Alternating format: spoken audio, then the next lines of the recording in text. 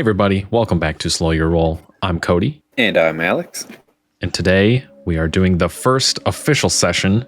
We did a session 0, but that doesn't count. So the first official session of our duo Shadowdark campaign that we are calling the Lotus Shadow. Man, this is going to be fun. If you want a little bit more of the backstory of this character in a little bit more detail, you could watch the session 0, but we're still going to hit it here too. So Alex, what is the character you're playing in this adventure? So, my character is called Olvor. He's kind of, well, mechanically he's a half troll, but for the setting, we're going to be making him a half Oni. Kind of like playing into like their traditions and everything. So he's going to be really strong, but he's also going to be really fast because he's an ex-assassin. He's kind of an older guy too, so kind of been out of the game for a little while. Find a quaint little town to settle down into. Obviously, here he's not gonna assimilate into the town with the name of like Olvor the Assassin. So he's under an alias. So for the most part, he's laying low, trying not to look like a cold-blooded murderer. But he was part of a relatively not so great type of association, and I did a lot of jobs, gained enough, prestige in this specific line of work to be given a out, more or less. Yeah. There's like rumors about me, these golden eyes, like demon eyes in the dark or whatever, but I just don't go out in the dark anymore, and people won't recognize me. Yeah, that'll be fine. Yeah, absolutely. To give a bit of world info, you mentioned this little village you're hanging out in. So Yes. I'm going to read a few things that were in the session 0, so forgive us, but just a refresher if you've already seen it. So the setting that we're in, right? It's a general feeling of a fading peace. Basically, the empire of Taio Kuni is a realm of honor, but it is also a land shaped by a brutal recent war. While the samurai of the Sun Guard and the warriors of the Iron Dragons fought on the battlefields, a secret war was fought in the shadows by the assassins of the Black Lotus.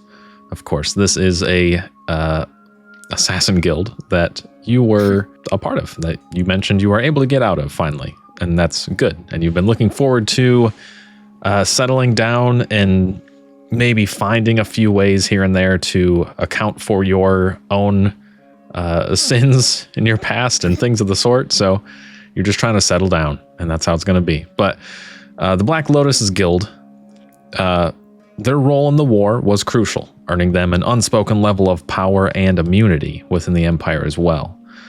They were a tool of last resort, used for missions that really no one else would touch, but they got it done. They got it done quietly, with minimal, blowback otherwise. So, the issue, but now, with peace declared, the Empire's various factions are kind of jockeying, really, for a position of influence. And in the midst of this political turmoil, a new ruthless master has taken over the Black Lotus, intent on his own goals of sorts that will be coming up. These are rumors that you've already kind of heard, so this isn't necessarily a spoiler of any kind. So yeah, we'll see where that takes us. But that's the thing. There are a few key factions, but we'll get there. Under new management, that's probably a good thing, right? Yeah, sure. So there is this nice little village that you did manage to settle in recently. You've actually built your own home there. A little bit on the outskirts of the village, like you don't want it to be obvious that you're there, but you kind of hung out for a week or two, just kind of as almost a nomad there, and no one really told you off. So you're like, this is going to work. And so you set up your little place a little bit outside the village, but yeah, you're beginning to assimilate in the village somewhat nicely. Nice. It is Koto Village, the retired hearth. It is really just a peaceful, isolated village. There's a lot of rice fields, friendly faces. People kind of stick to themselves, while also there's a nice, warm feeling of community at the same time.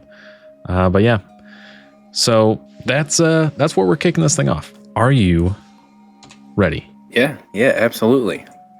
Cool. Let's begin. Pull up the right stuff. Okay, here we go.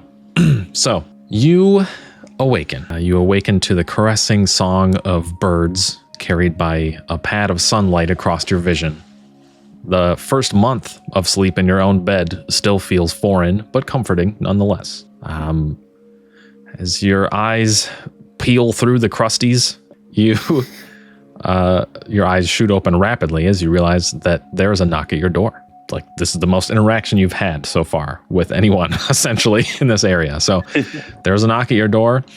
In your calm, even without any like special ability or capability, you insightfully sense the anxiety in the hands of the one who knocks. What do you do? Okay. My first instinct is gonna be like, assassin backstory, a little bit like training. So like this military instinct of me is just gonna be like instantly roll out of bed, maybe like get a couple of army crawls down on the ground and just look over, see if I can't get like closer to a window or door. But then I'll realize like if I look stupid, then they're gonna be like, hey, what are you doing? So I might just like call out from a position that maybe can't be shot from an arrow within my Okay. cottage. Be like, who is it? Right away. So you're kind of like positioned there. You don't hear anything after the few knocks. And when you call out, you can see almost like a shadow of the person on the outside, like just below the door kind of thing. You can just hardly see a shadow that they're making with their feet. And that shadow increases for a moment as you hear like just a small thud outside your door. And then like small staggering steps, almost like running away from what you can tell. I'm just going to peer out the window a little bit, see if I can see someone like running away. Okay. You do peek out and you definitely notice a small form kind of retreating into the next house. And you already know Haru, who you fully identified as your closest neighbor. And she's just a little old lady. And you see her kind of hurriedly sneak into her own home from there. And you can see like just out of the corner of your vision, kind of looking out the window, you can see that there's some sort of basket that was left in front of your door. Okay. I'll just creak open the door a little bit, poke my head out, just kind of like get the area, just take the basket in and see what's in it. Okay. The basket is very nicely wrapped. You notice it's a little bit warm, but inside there's this nice, like 3 little wrapped up rice cakes. They're the cutest rice cakes you've ever seen. And there's a small letter in there as well that just says, welcome. I can have you for dinner tonight if you're ready. Wow. That's actually really awesome. I'm going to look over the message just to make sure there's no like hidden meaning within the words. And I'm probably not going to find any, hopefully. You are correct. And before even like, biting into one of the rice cakes, I'm going to like smush one of them flat just to make sure there's no like pointy or poisons in there. Eat it by pieces. Yeah, thankfully all you find is a nice warming aroma of the fresh rice cakes. But yeah, they're delicious. They're great. Perfect. And just little bits by bits, I'm just going to start eating up this rice cake. It's probably the only meal I've had made with love in a long time. Oh yeah, 100%. So I'm just sitting here, kind of like looking out the window of the sunrise, just eating little bits of rice cake and kind of like contemplating what I got to do for the day. Right. And mentally tacking on talking to old lady Haru as one of them. Yeah, there you go. Yeah, as you're kind of just like relaxing, taking in the morning, eating this lovely meal, you hear kind of a loud grunt as your window's still like slightly peeked open where you were kind of checking. But yeah, you just hear like a loud grunt. Definitely sounds like a man and sounds relatively distant, but it kind of catches your attention and you look out and you basically just see there's this older gentleman, like older than you'd like to see working as hard as he is, just carrying this massive, like wide basket on his shoulder.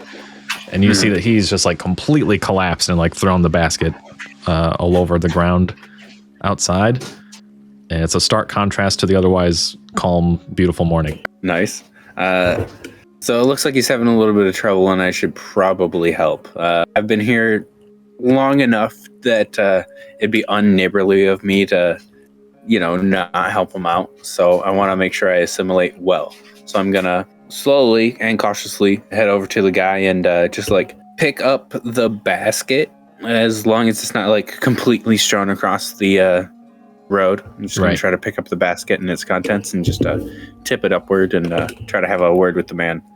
Okay. I would probably say something like, yeah, there's a rock there. He kind of like, he's having a hard time getting up.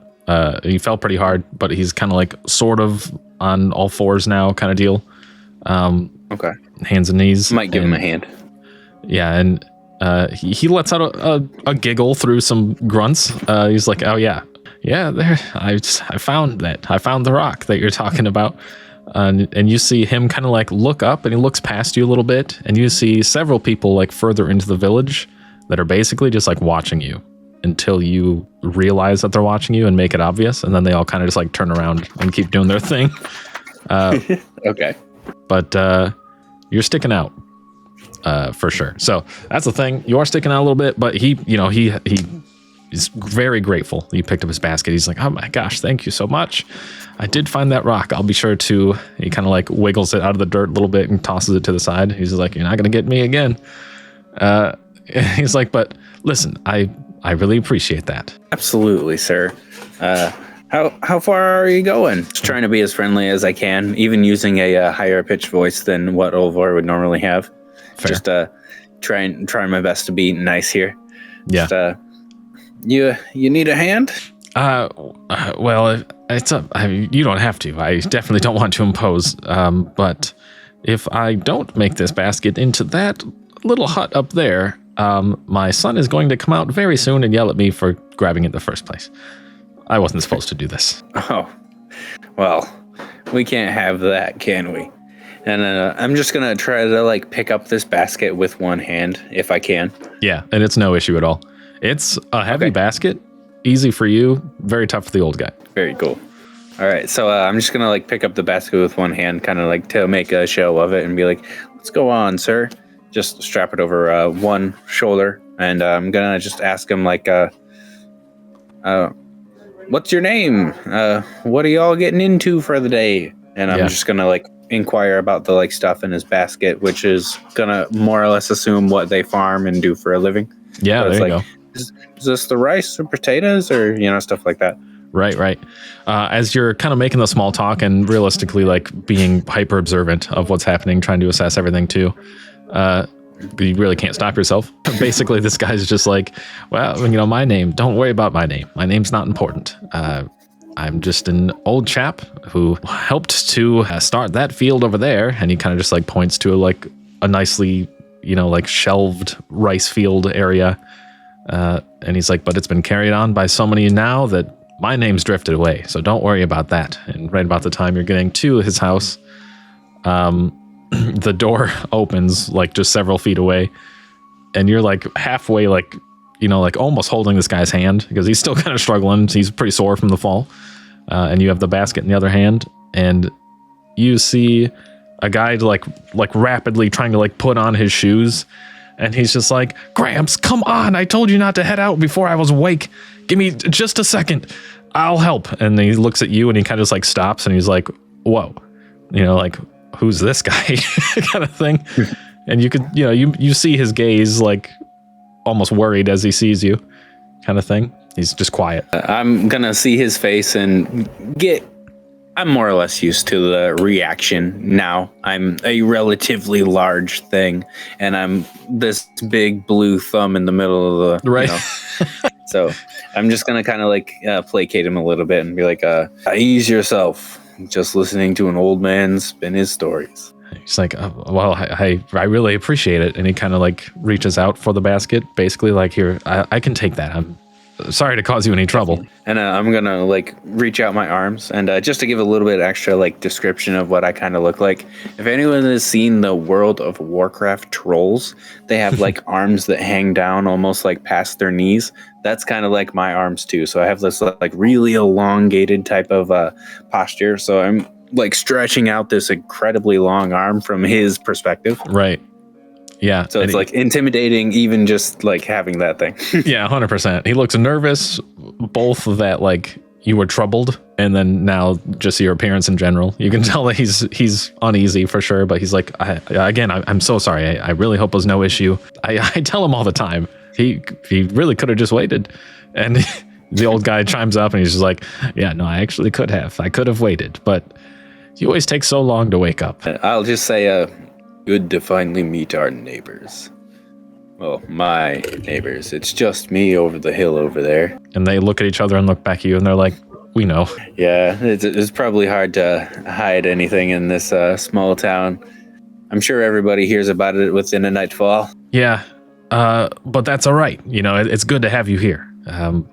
As long as, you know, really for anyone in this village, as long as there's no trouble caused, there will be no trouble that comes to you. So you're welcome here.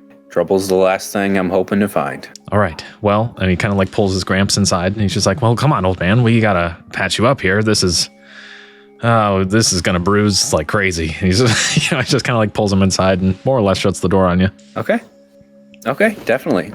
So I'm just going to like start off with my day. I'm sure I probably have something to do for the most part, like to start the day. So I'll either just like tend to a field that's maybe close to my area, or like even just like chop wood, or like if there's a water mill or like rice mill or something like that, I'm going to try to like volunteer for some sort of physical labor. Okay. But for the most part, I'm going to try to be productive for the day. That's like kind of my goal, and hopefully have the villagers even want my help. Yeah, okay. That sounds good. I could assume that maybe they've been turning it down maybe once or twice. So I'm yeah, people have really kept their distance from you for the most part. Not like obnoxiously, like no one's trying to be rude about it, but it's obvious what's happening. Everyone's a little nervous around you for sure. But you did clock on the way through this village several times over as you were kind of like establishing yourself over the past few weeks. You did clock that there's a spot that they keep basically just like a community area that's a bunch of wood for anyone's homes, and they kind of just like almost like water from a well. A lot of times they will go there to get wood for, burning like wood stoves or just even cooking, whatever. So you notice that there is a community area where people come to get wood, cut wood, and like restore the pile also. So that's kind of your first thought. You head over there and you start chopping up some of the logs, as there are not many that are already cut. So you're doing exactly that. And you keep at it for a while, hardly breaking a sweat realistically, but you cut as you're finishing the last log that's like uncut, more or less. You swing the axe down, and right about that same time, you take just a big, just like a thwack to the shin from a little bamboo sword that a kid is holding. He just like slaps you right in the shin hard. And he looks at you and he's just like, take that. In a very, very delayed reaction, I'm just going to like, finish the swing, look down at the kid, and then like contemplate for at least a second or two. Mm-hmm. And then I'm going to like kind of recognize him a little bit and just... And that's awesome. So you kind of like fall over and he's just like, I knew it. I knew I could fell the troll. He's like, Onis are no match for the sun guard.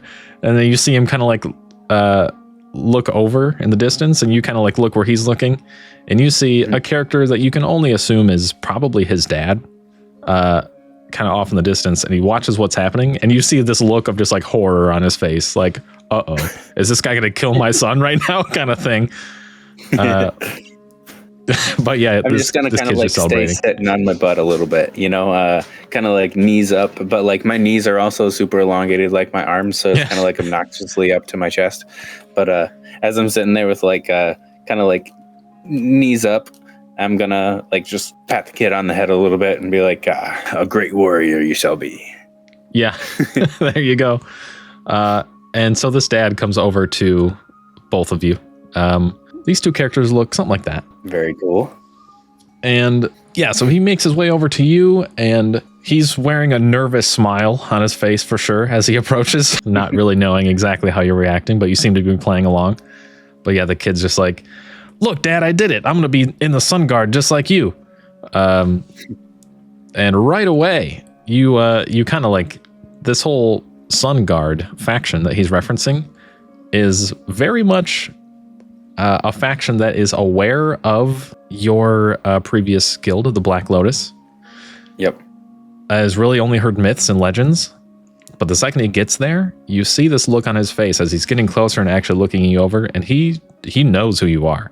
You can tell he's a bit grizzled himself. He's wearing a few scars here and there, and he does carry a sword at his waist. And you already see what's going on here. Like, he knows you more or less, not personally, but through tales. And okay.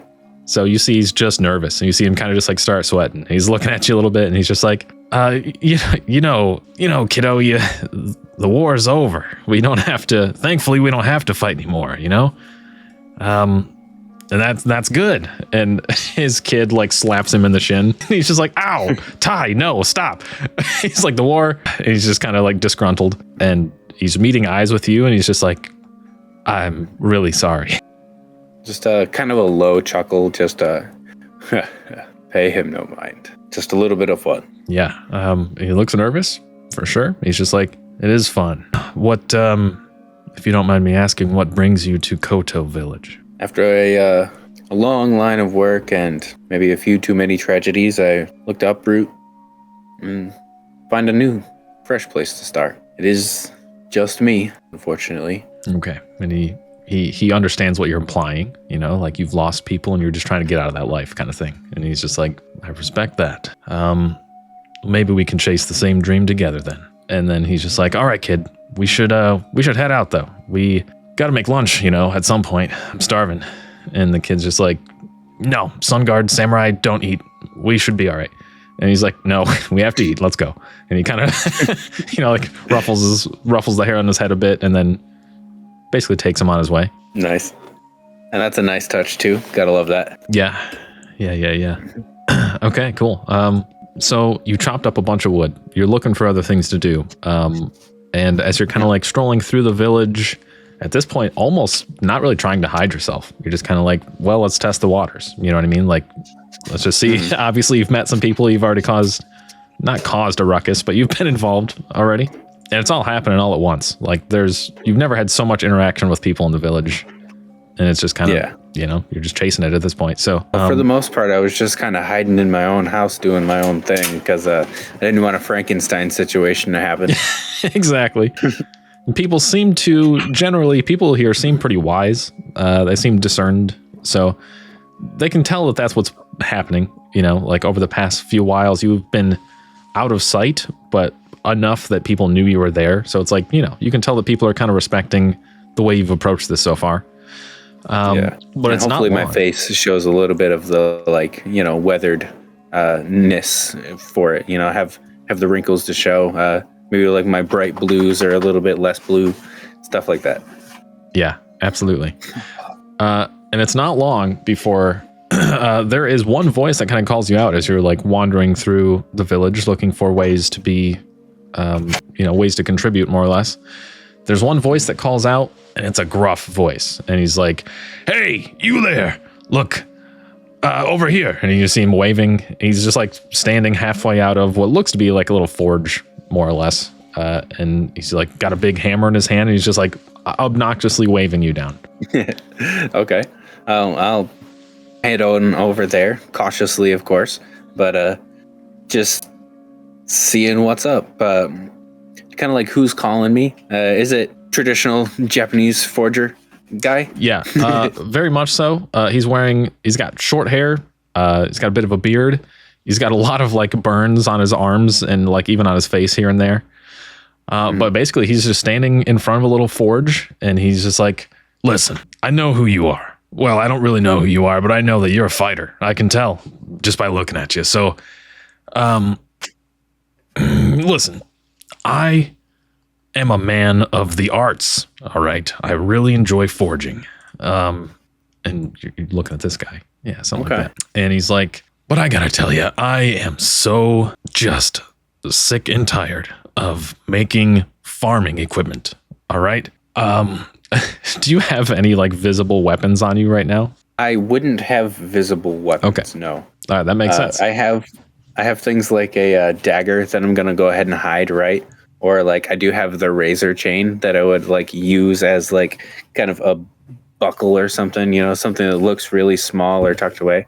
Okay, that makes sense. Okay, so basically he's just gonna be like, I know you can fight. I don't see any weapons on you, so obviously you need some. Please, for the love of all that is good and decent, give me something to do. Give me a weapon to make. You know what I'm saying? You got money on you? Listen, times haven't exactly been too easy on old Olvor lately. That's fair. Listen, and I don't care if you got money. I'll be honest with you. I'll be honest with you. The last thing I've been wanting is a fight. He's kind of just like quiet for a second, and he's just like, all right. Well, if you change your mind, please change your mind. I'm not asking you to fight anyone here, but whatever you need, I actually don't even care. Listen, first item you need a sword, a dagger, anything like that. You come to me, all right? And I will, I'll hook you up. Sound good? Could I maybe ask you for an oversized sickle? Oh, sure. You mean like as big as a scythe or like... Yeah, pretty much a scythe for cutting grass, but, one that actually fits these arms, pull them out a little bit. Like, I know it's farming equipment, but you can make it do something cool. He literally just like, you kind of like actually show your arm a little bit, and he's just like, wow. And he just like touches the back of your arm and just like slap, just a slap on your bicep. And he's just like, that is a ham. I will make you a solid sickle, my friend. You're going to love it. Thank you. And hopefully I can help around with the grass fields around here too. That'd be great. Listen, at least it'll be a unique tool. It'll be bigger than anyone here can wield, so that'll be fun. Give me something to do at least. That sounds really good. The name's Sato, by the way. And he kind of like sticks his arm out. It's a violent, like, shake my hand kind of deal. And Olvor. I said it before, but it's not actually, my first name isn't Old. It's just Olvor. Oh, Olvor. Oh, I see. I thought it was, I guess that makes sense. Some sort of Oni name, I suppose. That's good. Good to meet you, Olvor. Please, any other requests you have, I'll still take care of you. All right, just let me know. Certainly. And the Onis in this type of setting don't necessarily have surnames, so they just keep their first name, which is Olvor. Okay, very cool. All right, cool. And that makes sense. He kind of clocks that as well. And he's just like, all right, well, it's going to take me a while, but I'll get to that. And it's going to get loud in here too. So I suppose I'll talk to you tomorrow if I see you. Happy to make the acquaintance. And if you need anything from me, I'm just over the hill. And I'm going to point over the hill, but like this time it's probably a little bit more vague, but that way. He's like, I know. That makes sense. But yeah, yet again, you meet a new person and he kind of just shoos you out. He's like, all right, I'm gonna get to this then, so there's that. Yeah. I guess I can start walking on home. Maybe take a stop to Old Lady Haru before I actually turn into the house. Okay. Just to see what she has to say. Yeah. I'm not sure if we've necessarily gone through too many interactions with Old Lady Haru in the past, so it's kind of just like the icebreaker here. Yeah. Yeah, the most you've gotten from Haru is surprisingly warm eyes and smiles, and that's about it. You haven't seen her with anyone else either, you've noticed so far. She seems to live alone, as far as you can tell. But that sounds good. Brushing the tusks. Yeah, there you go.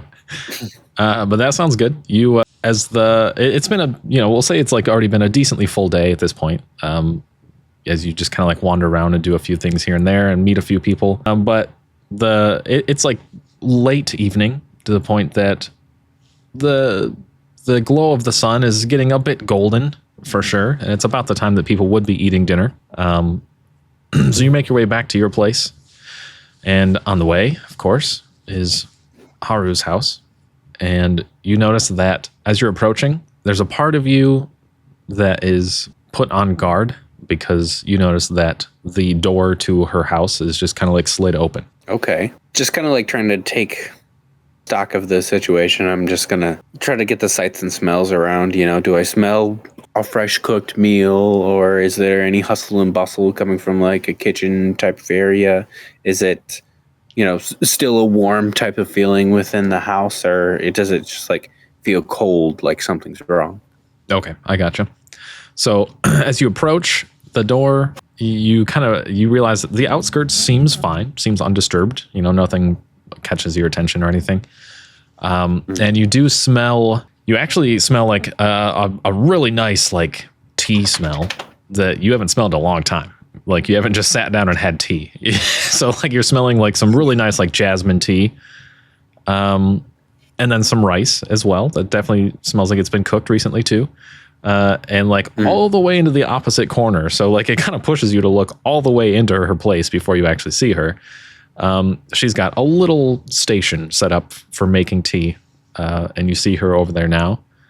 And she kind of like turns over and sees you at the door, and you see her just lightly. She just like, oh, it jumps. And she's like, oh, hi. How are you? Have you settled in? I'm just gonna wave a little bit, and I'm gonna say the rice cakes were lovely. Yes, I know. I made them. And I made them to be lovely. I'm glad that you enjoyed them. Were you here to take me up on our date? A soft chuckle from that, and he's gonna say, that would be nice. I noticed that the door was open. I didn't want to come in without your permission. Oh, no. The door open is my permission. I knew you'd be swinging back by sometime before dark, so I'm glad you finally made it. Hopefully you've met some people in the town and they're all treating you well. Yes, it's quite the lively town. I didn't think I'd lose a duel in the middle of woodworking, but it is quite the tale. That's awesome. She laughs and she's like, oh, you must be talking about Ty. He's a rambunctious little turd sometimes, to be honest. Glad you met him and glad you played along. Obviously, there are many people in the town. Everyone's noticed that you're here. But I want you to know that even if one person treats you poorly, you belong in this village just as much as the rest of us. And I'm not just saying that because you can farm really well, I imagine. I appreciate that. And don't feel too bad. If scorn is passed on my way, it's not anything new. And she, looks a little bit more serious. And she's like, well, why don't we sit down? And don't worry, I don't think it's an actual date. Life is boring and I'm kind of crazy, but it's not a real date. Just wanted to get to know you a bit. I'm glad you settled in. And, she like basically sits you down, gives you tea, and she's like, here, drink this. It's delicious. You will not have better jasmine tea than this right here, and gives it to you. Okay. Goes from being like nice and, like welcoming and everything. And then she just gets super serious. And she's like, so I have to ask, just how dark is your past? I need to know how much sake to bring for our next meeting. Sniffing the tea with one nostril, like kind of like a cartoonish way, before I even try to like take a sip of it, just yeah, not poison, just take a little sip like that, and then just hopefully in a joking manner, I'm just gonna try to imply perhaps just the whole bottle. Then she's like, she actually does kind of laugh a little bit. She's like, oh, well, I knew it'd be bad. I can do that though. There's one more thing. Maybe it came up already, maybe it hasn't, but tonight there is, you may have noticed that the town's a bit lively today. And tonight there is what is called the Aloe Bell, and it's a lesson to be learned. It's just a little festival we do at season's end, and you are welcome to go there. In fact, it might put the rest of the village at ease if you make yourself openly known. Okay. If you think that would help, then I think I should go. Would you happen to be there too? Of course. I thought you'd never ask me to come with you, but I will. Another chuckle from him to her. And I just try to like engage with a little bit of small talk. Just kind of like, how long has she been here? Right. But in a very roundabout way, try to go about like, so it's just old lady Haru, right? Right. Yeah. And she does without, like, it doesn't take much coaxing. And she openly admits, she's like, yes, no, I lost the old man in the war, unfortunately. They say he was a victim of the Black Lotus. Whether that's true or not is yet to be seen, but he seems to have asked me in his own way to move on from that. So And she just waits for a second. And she's like, I know who you are. And I want you to know that I don't care who you are. And it's good to meet you. And the only way to really move on from this absolutely awful war is to move on personally. So this is a bit for me as well. So I guess we'll be bringing 2 bottles next time, really. War has claimed many on all sides, and you likely have the cheeriest outcome, or at least perspective, that I've seen from it. I really appreciate that. And she's like, oh my gosh, it's almost time. We really should leave like now. And she like quickly is like swapping her shoes around and like putting on like more of like an overcoat thing. And like with more energy than you expected possible, she like stands up and basically starts running around and like grabs your hand and is like pulling you out of her house. Like, we gotta go. It's time to go to Alubel. I'll basically just wait at the door until she's ready. Yeah. I'm sure my steps are probably like 3 of hers, so I'm just gonna like try to keep up with her. That's true. What is kind of a leisurely pace for me. Absolutely. 100% true. She takes I'm also picturing her as like the classic Disney Channel like miniature Asian lady, where it's like Edna Mode, or it's like the little lady from Mulan. Like, yep.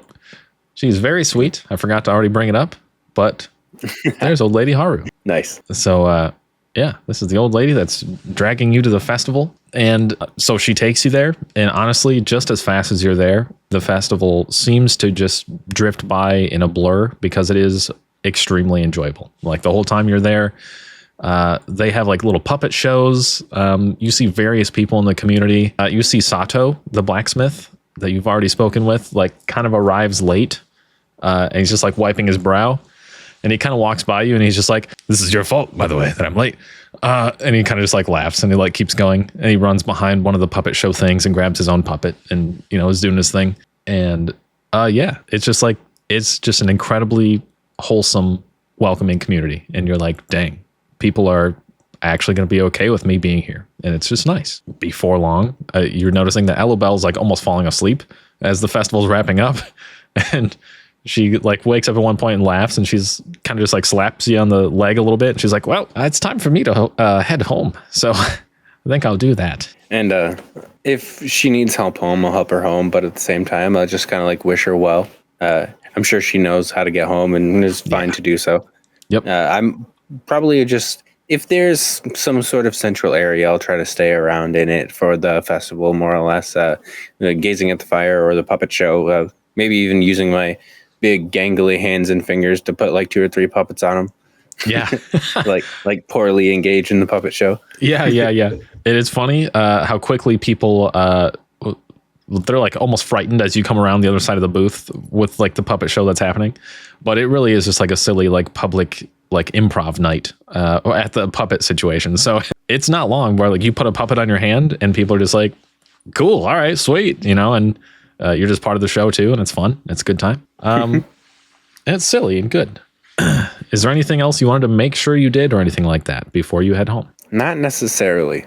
If there is like a souvenir from this type of like festival, I might try to get myself one, just like a tiny banner or like a trinket or toy, something like that. But Okay. Other than that, I'd probably just slowly watch as the night waned away, and then I'd do the same. Okay. That sounds good. When you get back to your house, by the way, the souvenir you picked up is like a very ornate ribbon that just, there is a small family that makes just like tapestries and things, and they made a bunch of ribbons to give out. So, and you notice it's the same ribbon that was on the like bamboo sword that the kid hit you with. Like it's the same, definitely came from the same person. So you have one of those to take with you, along with the minor bruise on your shin from the kid. But basically you make it home and you're kind of just settling in, you know, you're very relaxed. It's a simplicity and peace that you didn't know you needed, that you didn't know you yearned for, is just kind of there with you. And though you're still plagued with like, you know, visions and work and your past and stuff like that, this feels like a new home more than just a simple house. This whole situation feels like hope, and it's awesome. So as you're settling in, you're doing your thing. It's nighttime. All that's left now is like a bit of a rays of the moon drifting through your windows, but you're settling in, and you sense a presence that is watching you for sure. What do you do? So standing around in my house, right? That's where I'm at. Yep. Yeah. Okay. So standing around in my house, I'm probably just like looking at the table and chairs that kind of just fits just me, and then like the bed off around the corner, and then that's kind of like basically my bare bones studio apartment at the time. Right. Just like looking around, seeing if there's anything that could be hidden in like the rafters or something, and I'm gonna see if there's some way I can try to pinpoint this presence. And just like standing on guard, the first time in a while, I'm actually going to reach down to the left here and grab my dagger. I've actually got it strapped to, like, here's my legs. Mm-hmm. I have it strapped to this portion of my thigh. So I literally have to reach in my pants and grab it. So that's how it's concealed. Gotcha. Okay. You're doing exactly that, trying to gain your senses. And it almost feels like for a second, like, you're you like worry that you're already out of touch with your instincts kind of thing. You aren't necessarily, but it's like a thought that crosses your mind. And as you grab the dagger, just as quickly, like an instant, they weren't there. And then suddenly your window is open and you see the form of some sort of shinobi, some sort of ninja-esque character, just like the silhouette cascades, the moonlight cascades across them, causing a silhouette in front of your window. And their window's just open, and they're like right there crouched in your window. My first reaction as an assassin is just like straight up ninja star throw. Like, as an assassin, I have to like act first, ask questions later, especially in like a situation like this. So like, if they even look 2% threatening, it's kill first. So like ninja star immediately. Okay, that sounds good. Go ahead. Roll an attack check. Definitely. And the official weapon is shuriken. Right. Okay. Shoot. Sweet. Let's see how this goes. Plus, the shuriken says +3 / +4 N. Does that mean it's normally +3 and then +4 is like a? Good question. I'm not sure what that means. It should be I know it should add I know it's like D&D where it adds your probably strength or dexterity. You're right. Actually, you're 100% right, because that's, Okay. So cool. I'm going to use my dex, which is higher. So okay. Got it. Okay. Just making sure. It's really shorthand on my character sheet too. So it's like, oh, what do I know this symbol? Yeah, we'll get better at this. This is the first time we played Shadowdark in a while, for sure. Yes. And this is going to be a +4, 18. Okay, that's really good. Okay. So this thing, like I said, you didn't even see this person, and then they're there, and you're like, it's time to act. There's no time to waste here. So I'm gonna crap if this is Ty. Well, no, I'm just kidding. So you absolutely launch this throwing star, this shuriken, towards this form. And at the very last second, like this thing reacts to the point that it like almost waits too long and is like loses its footing and almost falls out of the window.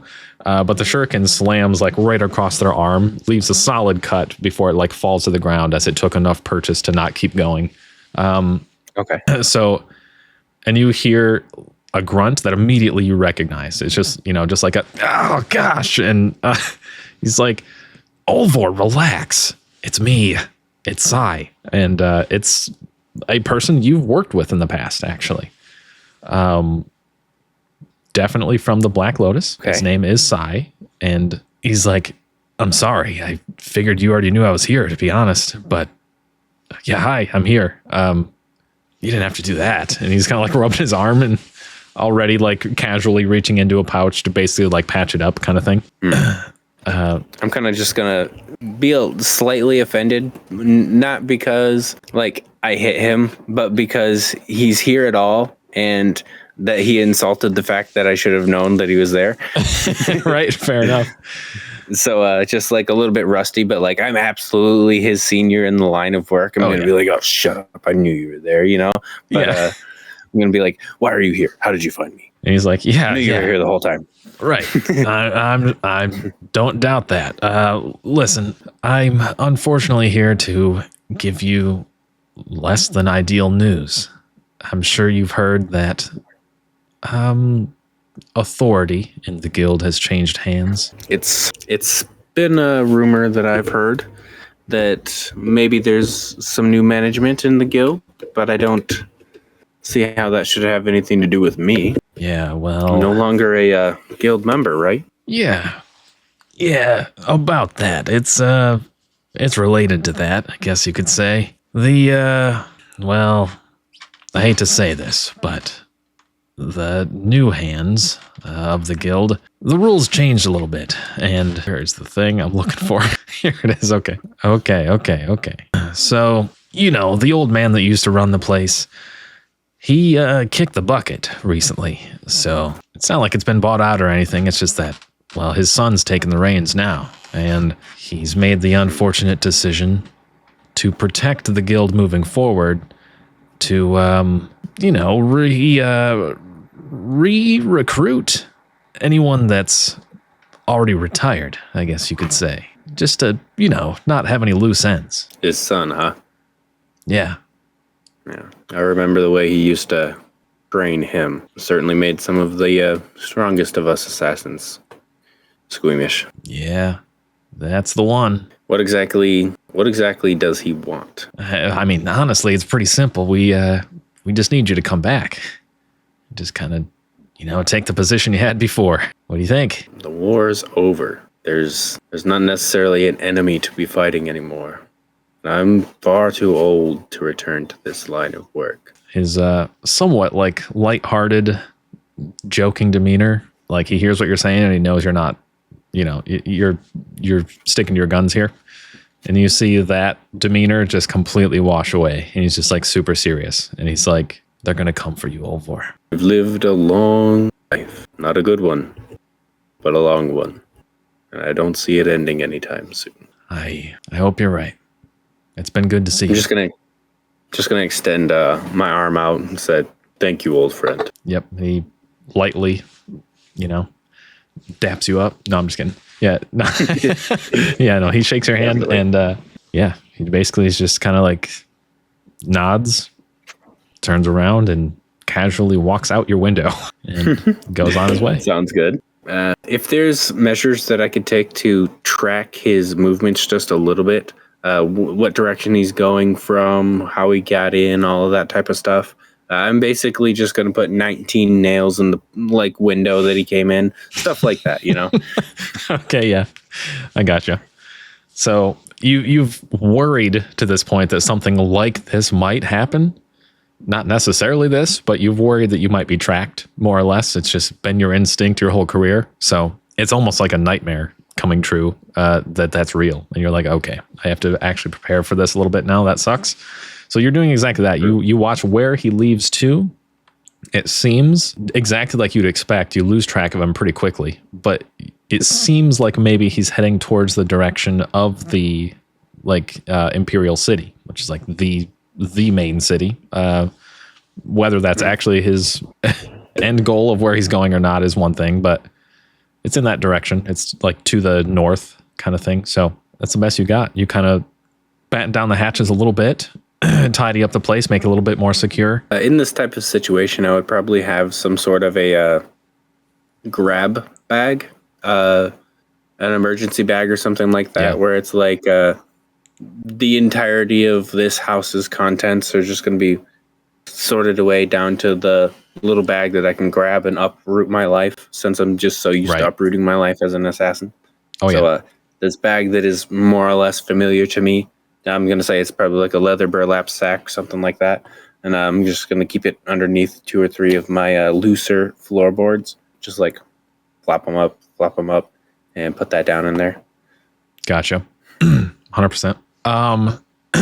Honestly, what do you do from there? And now that you've kind of prepared yourself, what does Olvor do? Do you just try to get some sleep? Well, honestly, it's going to be pretty hard for Olvor to sleep tonight. Right. He might actually just end up staying awake the whole night, just staring out at the moon, or in a crackheadish way, I guess, just looking at all the windows, like what's going on, Right. Because the paranoia is extreme from the type of life that he's been living. Yep, that makes sense. And for the most part, the reason why he's staying up is because he's like sitting here contemplating: should I just go? Should I find a new place? Should I stay? Should I other things like that? Right. Just seeing if he's really willing to deal with it. Yeah, I get that. You're laying there for hours, really contemplating everything, like what's your best move, and at one point you catch like a smell of something that just like no normal person would smell this, but like you smell a little bit of some sort of like oil, like it smells like maybe like a torch oil, something like that. Okay. And at almost the exact same time, you hear a scream outside of the village. That sounds like, man, do I just give it to you? You've been listening. What? No, you're good. I would probably be moving towards my survival bag. Okay, that sounds good. So like right about this time, you're kind of like silently uprooting the boards. You grab your bag and you're like, all right. Instinctively, you grab the bag and you're like, I'm ready to do whatever needs to happen, kind of thing. And you hear the screaming again, but a little bit more extended this time, and your gut drops because you've spent enough time listening to her tonight that you can recognize that it's Lady Haru's voice. Okay. That's definitely something troubling and not something that, man, Olvor is torn between trying to go over there, help, or flee. Because at the same time, he could burst onto the scene with his bug out bag that looks like he's trying to flee and then like get blamed for Lady Haru's death. But like, I think he's going to have to go anyway. Sounds good. Yeah, just to check it out. Okay. All right. So silently in the night, you step out. You're noticing that there are other villagers kind of waking up too from the screams. So you see a few like, candles and like lights being lit more or less in houses. And you see a few villagers step out of their homes, like looking around, like what's going on. You hear them kind of conversing and like whispering amongst each other. And right about this time, you're noticing that several of the homes, like you see lights being lit in the homes, and immediately you're seeing several homes just burst into flames. Not exploding, but being lit very rapidly from the very lights that they're lighting, kind of thing. They also look very flammable. Yeah, 100%. So you're noticing several village homes are catching on fire. Villagers are kind of out of their homes already. Like you're noticing that's a thing, and you're hearing screaming in the distance. Completely different, like outside the village. Yeah, I'm going to move towards Lady Haru, see what's happening, and I guess keep tabs on the village from the corner of my eye. Okay, sounds good. You head towards the screaming, and you like you get to the point that you're kind of like entering the edge of the wooded area outside the village, following the screams, and they're relatively consistent. You can tell she sounds very tired and just like horrified by whatever's happening. And so she's not at her house? No. The screams that you're hearing are outside the village. Sorry. And that is also Haru's screams. Sorry for the miscommunication. And no, you're good. So the houses that are currently on fire, were there people around those houses then? Like maybe trying to put those fires out or struggling in some way? Yes. All of this obviously is happening quickly, but you're noticing that the villagers are doing their best to manage the fires. You can hear them kind of like yelling to each other, like, hurry, like get to that one. And then it's not long before that conversation changes to get everyone out. Like, we can't manage the fires. We have to get everyone out, kind of thing. So you're noticing that the villagers are going around just like ripping people out of their homes before they're burned, kind of thing. And it seems like the threat in the center of town seems like it's a fire, at least. Yes. Okay. So then, yeah, I guess I'll move towards the screaming, trying to find Lady Haru. Okay. Sorry again for the confusion. No, you're good. But it does seem like the villagers, for the most part, like you can tell an emergency what it looks like and the outcome before it happens to some degree. It looks like they're doing a pretty good job of like managing to get people out of their homes before they're completely engulfed. So that almost eases your mind to some degree. But yeah, you take off towards the running, or towards the screaming.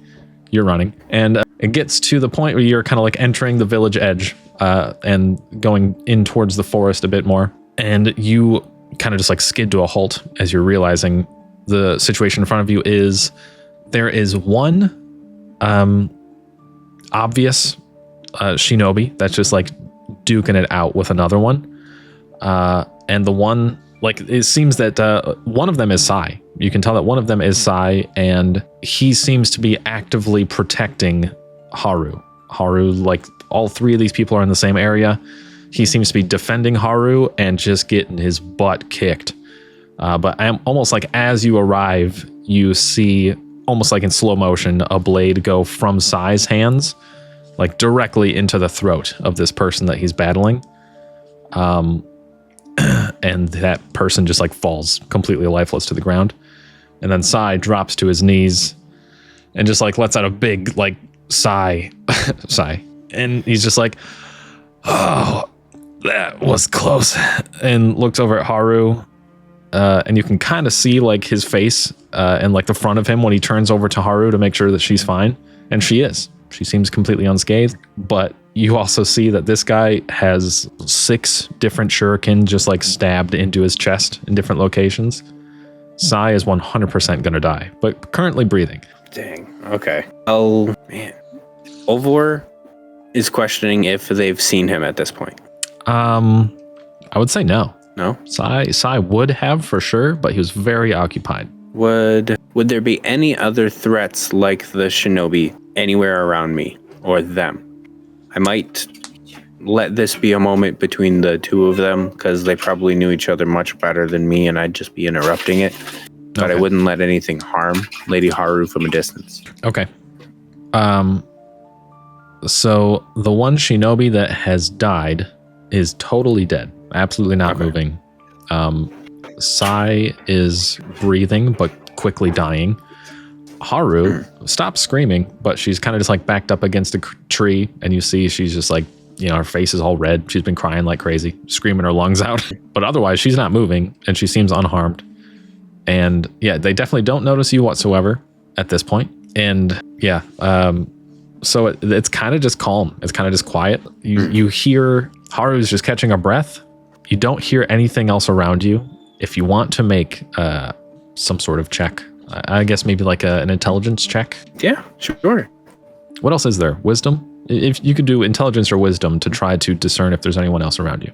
I'm going to go for both of them are straight roll. But I got a 19, so it don't matter. Nice. Really good. Okay.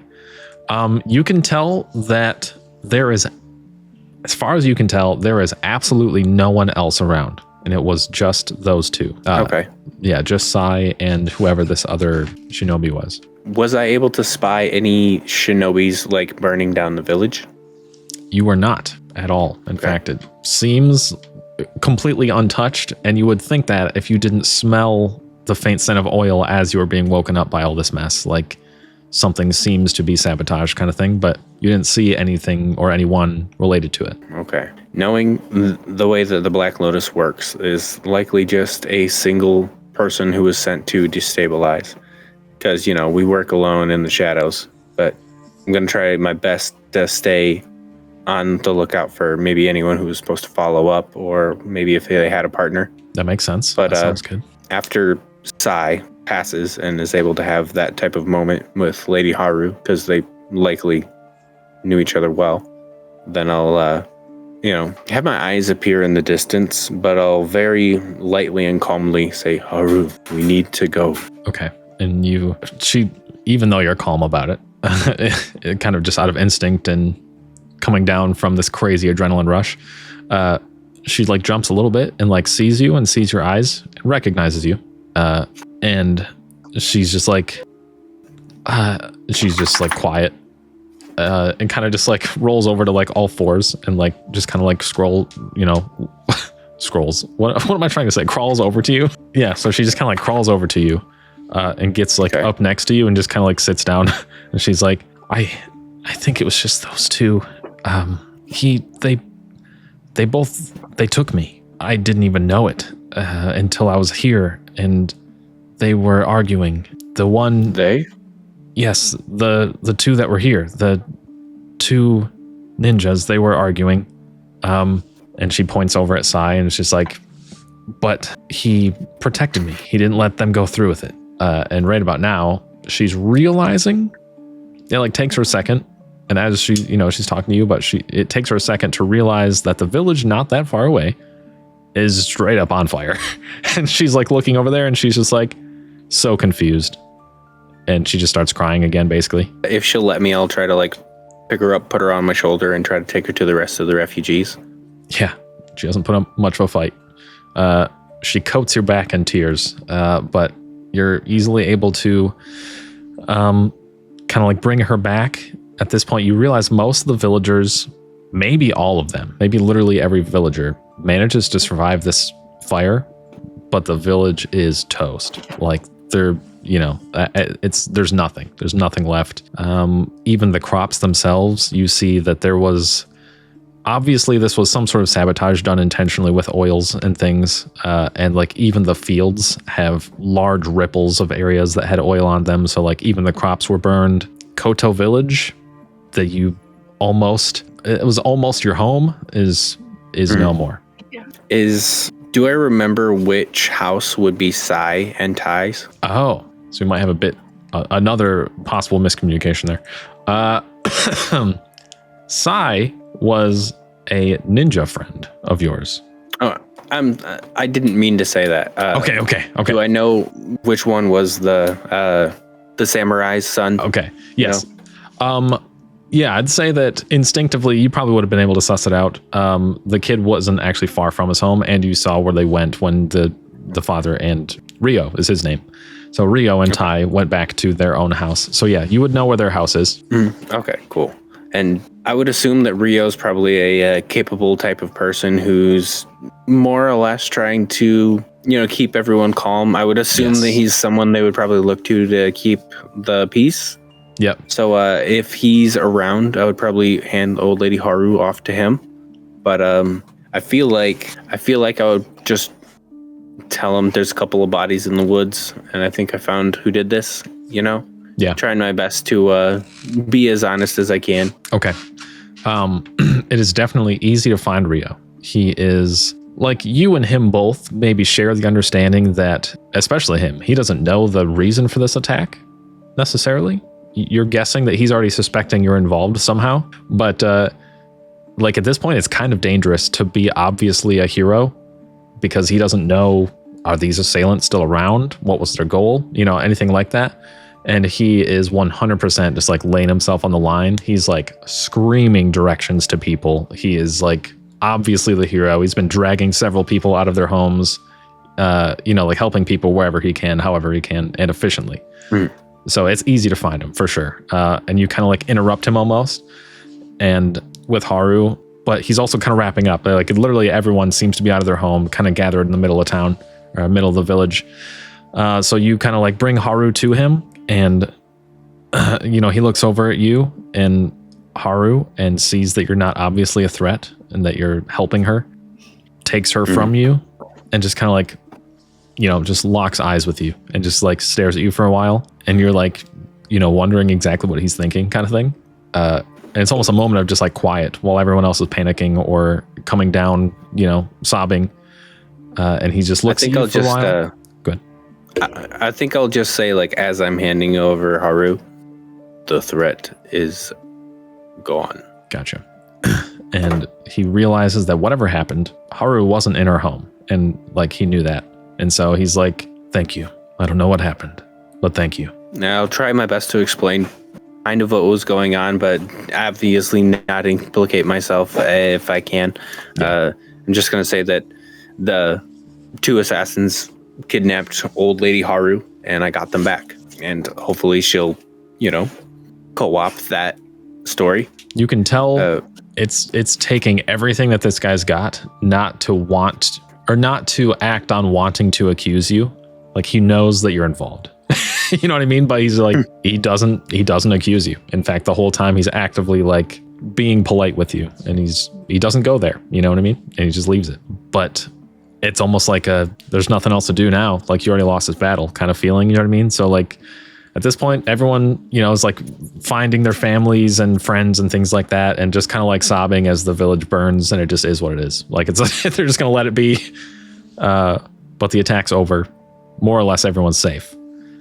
And in a cloud of smoke, that's just where we're gonna end the session, I think, and pick up on the next one. Okay. What happens next? You never know. Yeah. It's gonna be interesting. If my house is still standing, then I feel like I have to give it up. Yeah, by the time you got back from the village, the fire had spread so violently that even though your house didn't seem to be covered with oil or whatever, it did catch on fire as well. Okay. So it's just me and the bug out back again. Yep. So, we'll see what that means. You suspect a lot of the people here with like almost as just like we have to survive the next few nights.